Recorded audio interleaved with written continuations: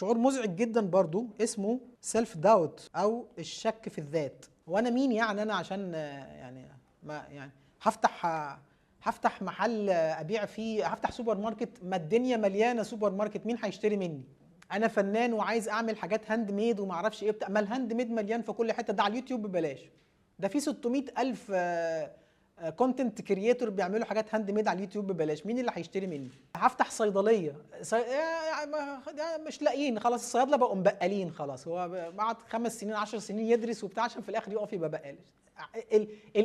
الانر نيجاتيف سيلف توك ده، او الحديث الداخلي السلبي، صوت الصغنون ده، حد عارفه يا جماعه الصوت الصغنون ده؟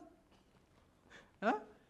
اللي هو طول الوقت بيقول لك انت مش كفايه، انت مش كفايه، طب انت مش كفايه ليه؟ عشان يروح يقارنك بحد في مرحله البيزنس بتاعه في حته تانية خالص. فانا محتاج اكون فاهم الشعور اللي جوه، ومحتاج تاني زي امبارح ما قلت، انا مش محتاج اتخانق مع القرد، ها، مش محتاج اتخانق مع، محتاج اعمل معاه ايه؟ لو حد بياخد الكلام بتاع امبارح كده ويطبق ان شاء الله، محتاج اعمل معاه ايه؟ الصوت الداخلي ده